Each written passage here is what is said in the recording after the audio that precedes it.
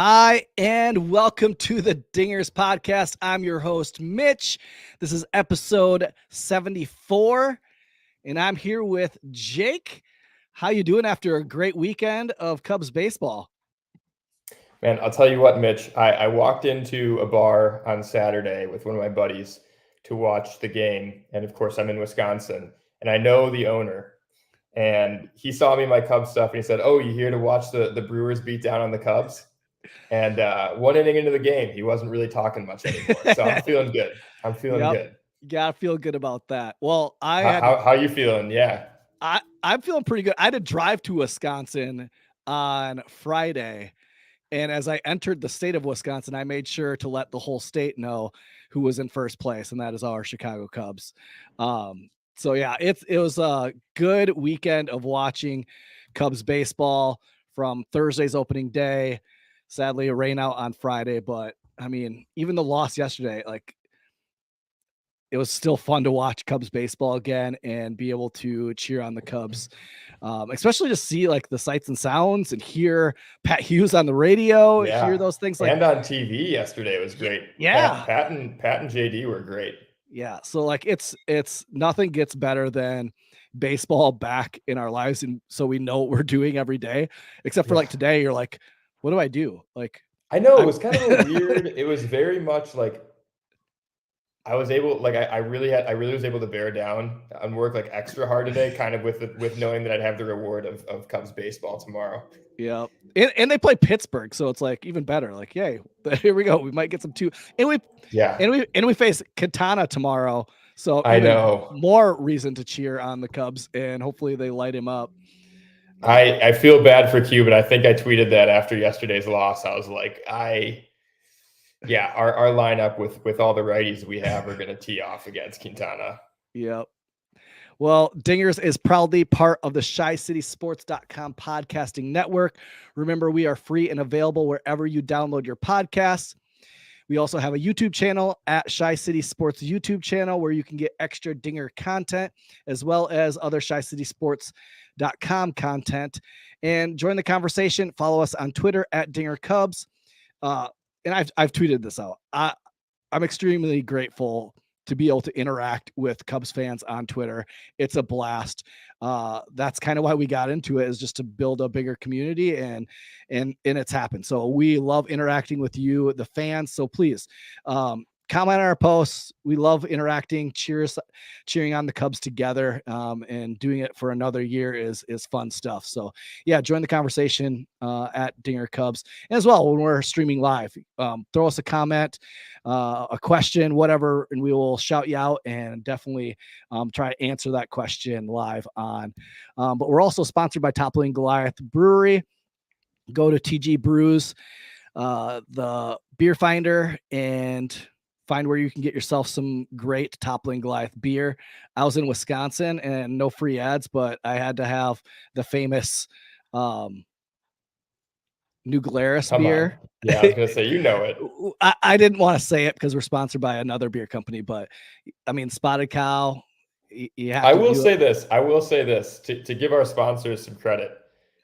Pseudo Sue, what's the oh man, the Pompeii. volcano one. Yeah, Pompeii. Like their flagship beers. Sorry, Wisconsin. Yep. Toppling Goliath's flagships are like, I like Spotted Cow, but it's not. It's just the exclusivity that gives it the reputation. It does. It does. But It yeah, really is. It really is a slightly more palatable Miller Lite. yep. It's a good like game day beer, but it's not. It's the taste is good, but it's not TG. Nope, not Toppling Goliath. Well, let's dig in. We took 2 out of 3 from the D-Gens from Upcountry, the Milwaukee Brewers, in opening day. A great opening day, a 5-4 win. And from the get-go, what we saw with this Cubs team is we are strong at the top, and we saw vintage Kyle Hendricks. What were some of the things that you kind of liked about that game 1 start from Kyle Hendricks? Yeah, I really think he came right after batters. We heard the reports that in his last spring start, he got blown up because he was really focusing on that low and away location for the two-seamer. And lo and behold, first game of the season, he's nailing that spot. I mean, he was really painting the corners. And of course, the statistics are all out there. If you haven't heard, 17 of his 23 swinging strikes. I think 23. Is that right? Swinging strikes? That's a lot of swinging strikes if you had that many on his changeup. The changeup was, listen, Cubs fans, we can't expect that every time out, but the Brewers have a good game. So if he can be 75% of that most of the time, Hendricks is going to have a great bounce back season. What do you think, Mitch? Yeah, I mean, his changeup was just filthy. Like that thing was moving so much. And he just kept the hitters off balance, doing the curveball every once in a while. You could just tell that the Brewers have seen him. I mean, over and over. It's the same stuff from Kyle. We saw vintage Kyle Hendricks out there in the mound. And that's what I needed to see that after kind of the question marks. We even talked with Lance Brzezowski of like, what type of Kyle Hendricks are we going to get this year? And he was like, I don't know. The numbers were just weird last year. Yeah. And it's tough to understand. And then we saw him come out, and it was kind of reminded you of the 2020 start versus the Brewers on opening day that year, where he just come out and just dealt for 9 and he got a complete game. Yeah. And so it was great to see. It was so good to watch him command that. And 7 strikeouts, 7 Ks in 5. I mean, we know not to expect that from Kyle, but when you get it, because he does have performances like that every once in a while where he has more strikeouts than innings pitched, and when he does, you know that he's on, he's dealing. Yep, and it was like, I think there was one at bat where Renfroe was up, and like he knew he was getting a change up, and it was on it, and then he doubled up on a change up, and Renfroe was like just handcuffed, like he had nothing. And so like, I mean, that's the type of, like, when the batters know what's coming and he still can get that swing and miss on that pitch. It's what you love to see. And since we're talking about starting pitching, we got 2 more great starts right after that from Justin Steele and the Stro show, just going out there and just shoving. Justin Steele, man, that's what we needed to see. And I mean, we need a number 2. He looked pretty good in the number 2 spot in the Cubs rotation. What do you think? Yeah, that's for sure. Yeah, I was a little nervous. I felt like he still didn't miss many bats, but I'm sure you read this too on Bleacher Nation. I think it was Brett that wrote that he got like 5 swinging strikes the entire game, and all of those were strikeout pitches. So he had 5 Ks over 5 innings, and Brett made the point that sometimes pitchers will save their out pitch for a 2-strike count. And, it's tough to know. I'd have to go back and look, but you can theorize that that's what happened in Steele's case on Saturday. And I'll be honest, like I said, I was watching at a bar with my buddy, and then we came back here, and I wasn't watching super close, like super intently, because I didn't tweet at all on Saturday. If anybody noticed, if you did notice, thanks for noticing. I don't expect people to, but I was really engrossed in conversation with my buddy who's a huge Cubs fan. But I really liked what I saw out of him. And then Thompson coming out of the bullpen, man. Some people are on the fence. Like, some people say, like, oh, he's good in that swing role, keep him there. But that fire that he has, man, that's another topic. But I hope he gets some extended time in the rotation at some point this season. But yeah, Steele looks great. Obviously, offense was great. I mean, taking advantage of the opportunities given to us on Saturday. But yeah, it was nice to have a cushion between Hendricks and Stroman, who really are the 1 and 2. But maybe Steele's proven that he can be top of the rotation. Something that I was noticing was he was getting a lot more. He was commanding the upper part of the zone a lot more, especially with his 4-seam fastball. I mean, he threw that one 59% of the time, and he was commanding it up in the zone and getting some swing and misses or just them like following it off. I saw them following it off quite a bit. Yeah. And I know last year, whenever he tried to go up in the zone, that's usually when he got hammered. And so, I mean, a lot of times when he threw that slider low and away or cutting at their feet, they would swing over top of it. Where he usually got hammered was on the fastball. When he tried to elevate, he just couldn't get it up, and maybe the velocity or the spin rate wasn't enough to be able to get the action that it needed. And you could see that he was getting them to just not make solid contact with it. So you love to see that. And you wonder if Lance Brozdowski will do like, I wonder if there's a different, if he changed the shape of his fastball over the offseason, because that would make sense. That would make, he did have a lot of success up in the zone. And I'd be curious to see if there's a difference there. There's got to be, right? There has to be. Yeah. And then Marcus Stroman, I mean, he does what Marcus Stroman does, has them beat it into the ground. And we saw a ton of them just hitting the ball on the ground. And we have the defense to make the plays. But pitched 5 innings, 1 run, 2 hits, 3 base on balls, and 3 strikeouts. You're not going to see a ton of strikeouts with Stroman. He's more pitch to contact, have him beat in the ground, have really good infield to make the plays. But Stroman kind of did his thing, and exactly what we expected, what we're going to see, what I expect every single time from him. And we're going to see that all year long. Did you see anything different? No, I agree. It's funny. The one thing that really stood out to me in the Stroman start, aside from his composure, I mean, I really, as I'm about to contradict that, but like his composure, I mean, he's exactly what you expected on the bump. But there was one play, I can't remember what inning it was. Runners on, at least a runner on first, maybe a runner on second as well, and a grounder to Rivas. And he kind of had a brain fart, didn't throw it to second, kind of hesitated. I don't know if he couldn't get the angle on the throw, stepped on first. And I think the double play would have gotten them out of the inning. And Stroman had kind of one of those like hot-headed moments. Like he kind of stopped himself short, but he kind of looked at him like, dude, what are you doing? And I kind of was like, yo, it kind of made me a little nervous because we don't want Rivas to overthink. He's a great fielding first baseman. He can handle first base. Yeah. You know, better than most in the league. I don't know the numbers, but that's what the narrative seems to be. And I don't want Rivas to be second guessing himself because Stroman got upset with him. And I'm sure like if there was any animosity there, I'm sure Stroman in the dugout was like, hey, that's all right. And they talked it out. I'm sure. Yeah. But did you catch that moment? I did, but I saw it like, yeah. But I think I don't mean that to be like the hot, like I don't, if I were pitching too, I probably would have, at least in my mind, been like, what the hell was that, man? Yeah, like, come on, we could have had 2. That's but like just the outward, like that's the competitor in him. Yes, the competitor in him, like, okay. And I can't fault him for it because like that's the fire that we know we're gonna get. So I don't want to say like it was a negative thing. That's not what I'm saying. It just was.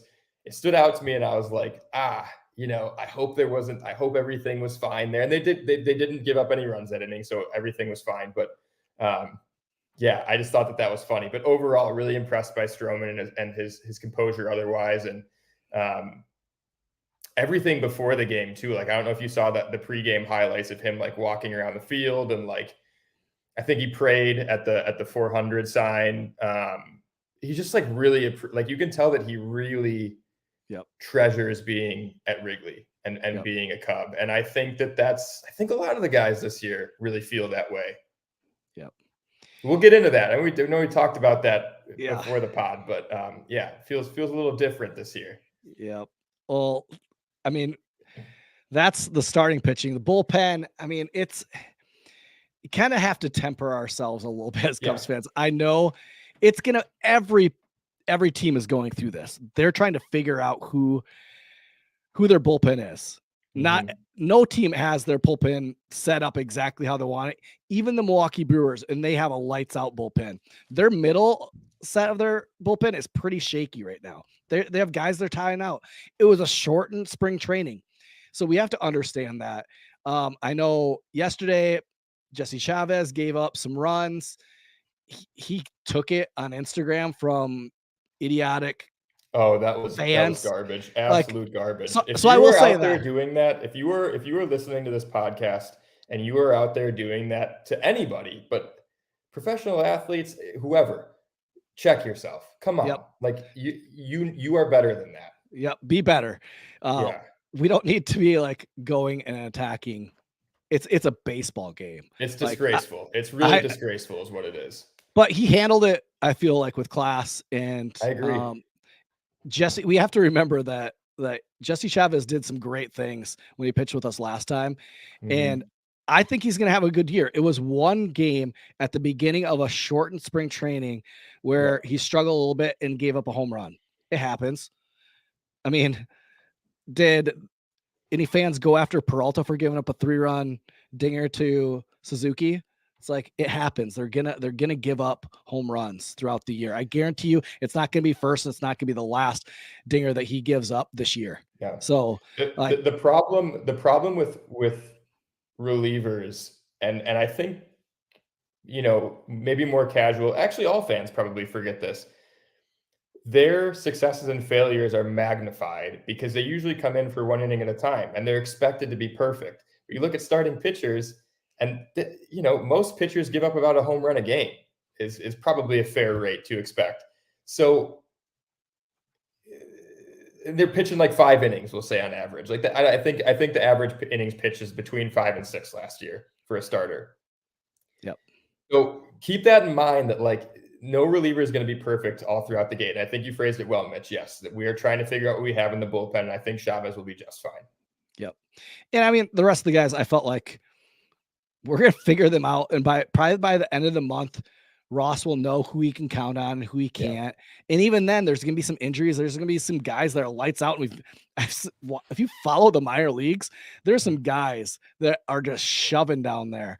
And so they're going to come up. I mean, you have to think, like, I just have to shout out Ethan Roberts coming in, even though it's a 9-0 lead.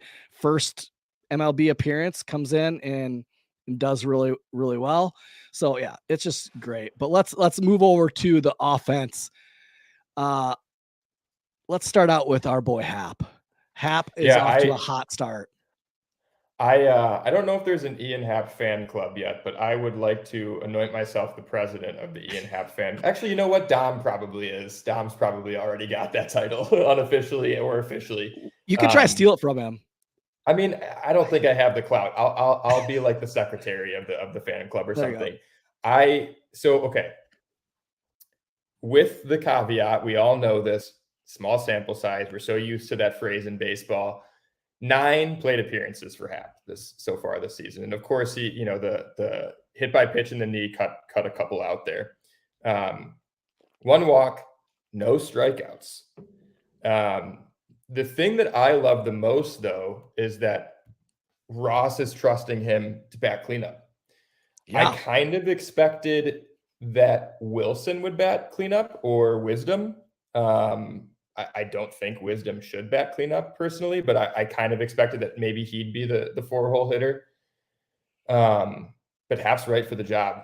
And I really hope that the hit by pitch to the knee doesn't, cause any setback. Hopefully he's feeling a little bit better and not limping. But again, with the idea that the caveat that it's only 9 plate appearances, 5 hits, 4 RBI, slugging 1,000, 1778 OPS, average exit velocity of 92.6 with a hard contact rate of 57.1, which is nuts. His career hard hit percentage is 35 and a half, roughly. I think you could probably, like, a really good hard hit percentage would be like upper 40s. So yeah, I mean, I think the biggest thing that I want to see is how or if he fares against lefties at all this year. I kind of wonder if he may be platooned with Frazier. I mean, Frazier had a double in his first at bat. But the biggest thing for me, especially after hearing him talk about how nasty the Brewers rotation is on the compound, he didn't strike out. Yep. He didn't strike out against Burns or Woodruff. or And in the Peralta for that, but and in the first game, he had a hit from the right side and from the left side. yeah, that's right. Who did he get the hit? I can't He had remember doubles from both sides of the plate, right? Yeah. Yeah. Yep. And so, yeah, I just feel like he's seeing the ball really, really well. Yeah. And I think even the last spring training game, I think Ross even said, like, okay, he can tell he's on, he's seeing pitches. Yeah, it just stinks that he gets hit in the knee. And I really hope that it heals up and he's back out there tomorrow. I mean, I need to see him facing Katana. Like I want Oh to see God, yeah. I want to see that righty pop. So yeah, hopefully he can get back in there. I don't want to see him down for too long.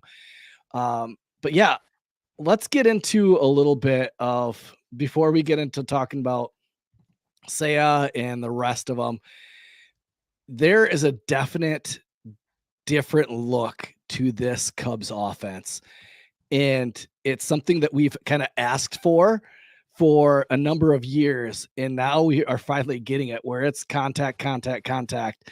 And we saw them face the reigning Cy Young Award winner and a runner-up, a close runner-up in Woodruff, and Peralta, who's really good. He's a stud. He's a stud. And they've got the best rotation in baseball.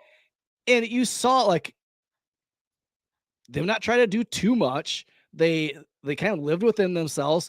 I feel like all the batters, I heard Justin Stone, when I interviewed him, the hitting director for the Chicago Cubs, talk about Brennan Davis, that the big thing that him as a coach, what he tries to do is to get them to know what they're really, really good at, and then leave everything else as just noise. Let that be and just do what you're really, really good at. And I feel like I remember him mention, like, we're not going to ask Nick Madrigal to hit bombs. We're going to ask Nick Madrigal to be Nick Madrigal. And that's what we're seeing from up and down in this lineup. They are who they are. Like, Frank Schwindel is who he is. He's going to barrel baseballs. He's going to make good at bats. And he's going to drive balls in the gap.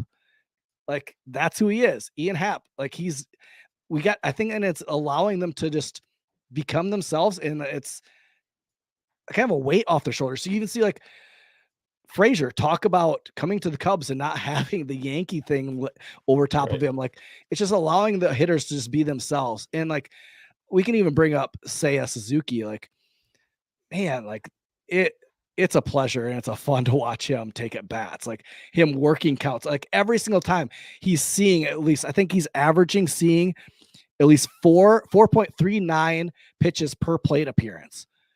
Like, that's amazing. In 57 pitches, what is it that he's only swung and missed, I think, at like 3 pitches. No. He took 28 one.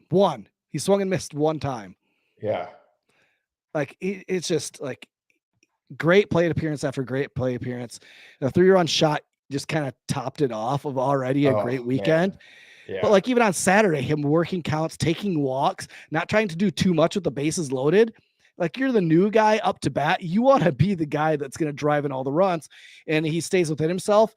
Like, and taking the walk, that's huge. That's just, you love to see the type of approach. Now, we have to temper our emotions a little bit because the league is going to probably figure him out a little bit, and he's going to have to make adjustments.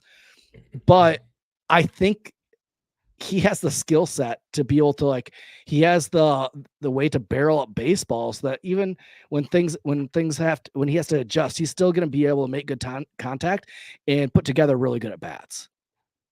So I don't know. Yeah, I think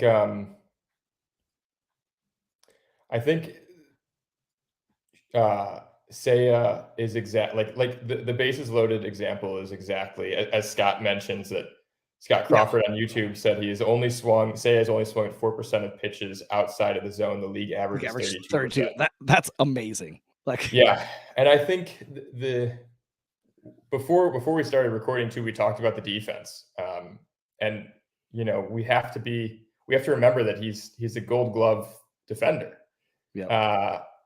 On top of the offensive prowess that we've, already seen some glimpses of. Um, I believe JD mentioned on yesterday's broadcast that his numbers were better than Otani's in Japan. Yep. So I'm not saying, necessarily that Seiya is going to come out and win an MVP, in his third season with the Cubs. It's possible. I mean, anything's possible, right? But yeah, I think the point that I'm getting to is his approach with the bases loaded is what we've been longing for the last 5 years.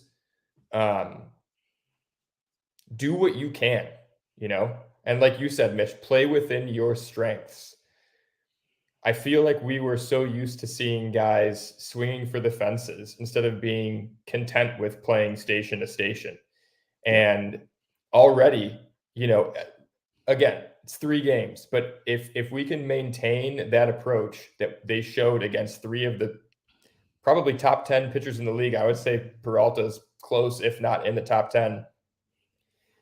If you can have that approach to start the season when hitters are usually behind pitchers to start the season, yeah, like we could be in for a hell of a watch party this summer. Well, I just think, like, how many times in the last 5 years have we complained about not being able to get the runner in from third? And what did these guys do, like, all weekend long? Run around third, sack fly, walk. Like, we just put together great at bats, and we did the things necessary to get a run on the board. Like, and that's you love to see. Like, and there is, like, you talk about this different feel, and that we're gonna enjoy watching this team. So, like, yeah, like, if you haven't already, it's time to get on the bandwagon and enjoy this team. And there's gonna be a lot of wins. There might be some losses. It's not gonna be all sunshine and rainbows. It might not be a playoff quality team. I don't know. But I can guarantee you that this is gonna be a fun team to watch. And it's gonna be a team that you're gonna see play quality baseball. And, like, I know, like, my thinking with this is that why it was so hard. I mean, I've talked to a lot of Cubs fans. I've talked to them, and they've said that last year, the second half of the season was hard to watch.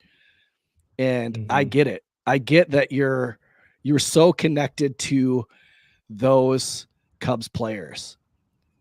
But one thing I love that the Cubs have done is they've put out those YouTube videos where it's allowed you to get a glimpse into these new guys' life. And you're starting to see their personality. You're starting to see who they are.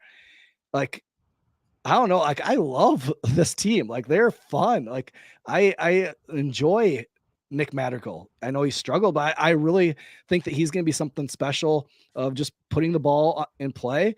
Seiya, like, seeing his smile and the way he plays and enjoys the game, like, come on, like his little bow that he does with all the players, like, that's just fun. Like, that's exciting. Like, that's like, so yeah, I'm all in for this year. Like, it was fun this weekend to watch Cubs baseball and see them do their thing. Yeah, there's definitely a different feeling in the air surrounding this team. And I think win or lose, I think you're going to feel it. And I think it has to do with, like, these players are all playing for something. I think all of them genuinely want to be on this team. They genuinely want to be contributors for the Chicago Cubs specifically. You hear them talk about, and players are really going to say this about any fan base, but I think we know that the Cubs fan base is different. And these players love playing in front of us.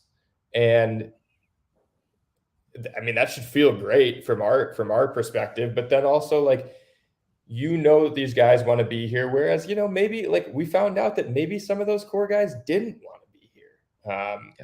At the end of it, which kind of sucks. And you don't want to put words in their mouths, because they all we're on record of saying that they wanted to play in Chicago and finish their careers in Chicago. But I think that there comes a time, and think about your own personal experience. Like, we've all had jobs that we really liked for, a number of years, and like, oh, you know what? Maybe it's time to move on now. Something new.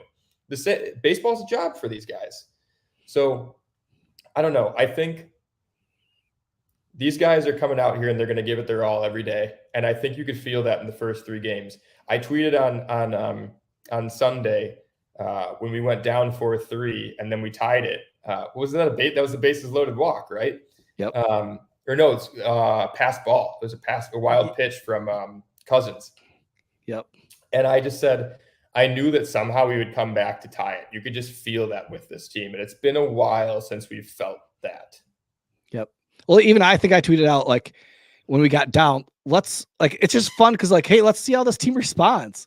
Like, yeah. I don't know. That's fun. Like, let's see what they have. And they not only came back and tied it up, even the Villar, like, was he safe? Was he out? Could have tied it up again. Like, they didn't, they quit. Right. And, like, we can get to, like, Nico because I want to talk a little bit about Nico, but, like, he puts together really good at bats against Hader every time. Like, I can even go back to, like, 2020, him putting together really good at bats, and he hasn't really got him yet.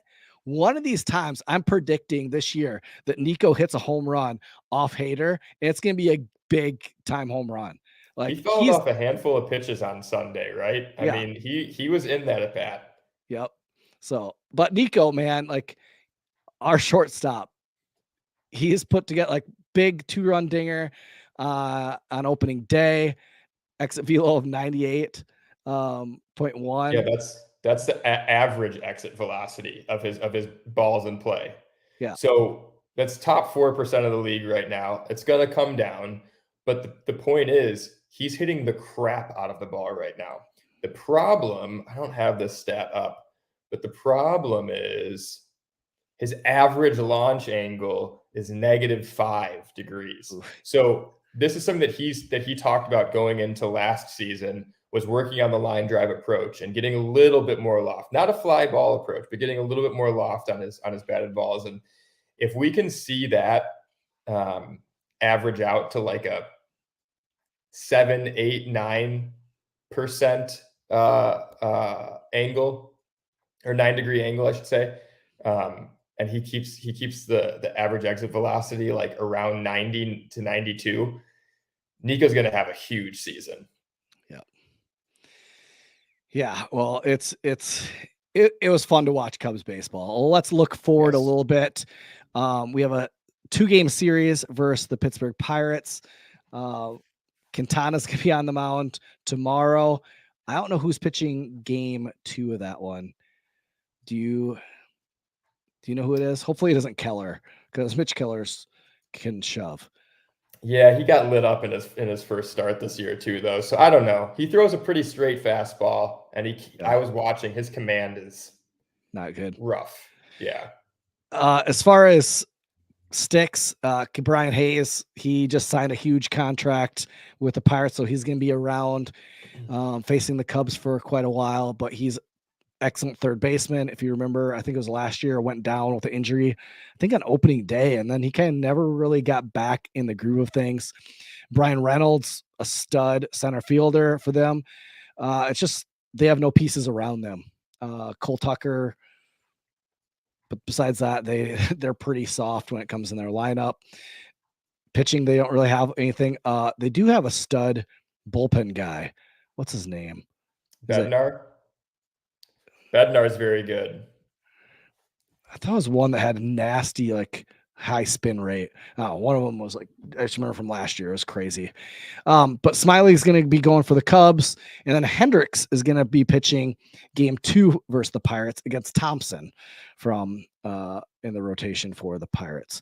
So yeah, 2 good games. I'm excited to see how the Cubs respond, and after their first loss of the season.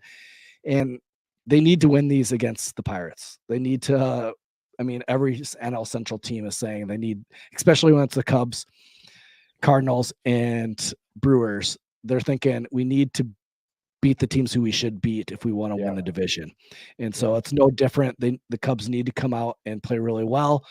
And then they head out to Colorado and face Chris Bryant and the Colorado Rockies on Thursday, Friday, Saturday, and Sunday. And then it's back home next week for a set with Tampa Bay. So fun games to look forward to. I will say tomorrow we're going to be doing another podcast live from Principal Park. Some of us are going to be going down watching the Iowa Cubs and Brennan Davis play. I think they're taking on the Toledo Mudhands. So that means that we're going to be seeing Zach Short playing the game. So we're going to be yelling some Parse rum at them. Hopefully we can get him to respond. But if you listen to the Compound Podcast, you know. But yeah, we're excited to go down there, watch some Iowa Cubs baseball. Hopefully the weather holds up. It's supposed to rain tomorrow.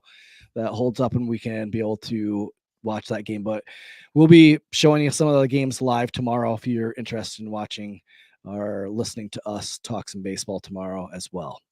So, yeah, great opening series. Taking 2 out of 3 from the Brewer crew. Anything else? Scott said Zach Thompson will be starting for the Brewers in game 2. So, thank you, Scott. Pirates in game 2 for the Pirates. So yeah, hopefully. Yeah, Kyle. One thing I'm looking forward, looking ahead. I was like, what's the weather in Pittsburgh? Tomorrow's supposed to be nice. Thursday it's showing rain. So let's hope there's not another rain out. But that's what happens early on in MLB season. So hopefully, and then hopefully it's not snowing in Colorado when we go out there. For real. So, but it'll be fun. We get to go see Chris Bryant in purple. I mean, his eyes look better, man. His eyes look better in blue, but yeah, it's Chris Bryant. He's still a good looking man. So that's true. But yeah, that's going to do it for this episode. We're trying to keep these episode or the series reviews or the series kind of recaps kind of short and sweet. We'll try to do that. So we're going to try to put out 2 episodes a week. If you're staying with us, might look a little bit different. We might do some of those, the series recaps on Twitter Spaces. So we might jump on there and then be able to interact with you guys a little bit more. So if you're listening and you would like that, drop us a comment and we'd love to be able to interact a little bit more. Can I give one quick plug? Yeah. Can I plug another podcast really quick? Is that all right? Yeah, go for it. We're all about supporting other podcasts. And yeah. Since you guys are going to Principal Park tomorrow, if anybody wants a primer before the guys go live, listen to the most recent episode of Growing Cubs with Jimmy Nelligan and Greg Huss. They did a great job breaking down the first weekend of minor league action in the entire Cubs system. And the pitching, you guys, Mitch kind of mentioned it, was ridiculous. And I will say, the one thing that I want to see this season is a Cam Sanders breakout. If Cam Sanders puts himself in the mix, that's our minor league pitching is going to look damn good.